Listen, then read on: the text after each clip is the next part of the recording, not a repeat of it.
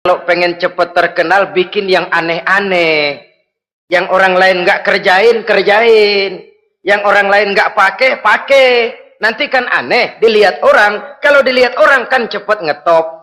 Pantas apa tidak nomor 18. Yang penting terkenal aja dulu dah. Artinya apa? Rasa malu dikuburin. Rasa malu disingkirin. Kalau sudah sedikit rasa malu, tidak terhalang melakukan perbuatan-perbuatan yang negatif. Satu contoh. Tujuan utama diperintahkan berpakaian itu kan menutup aurat.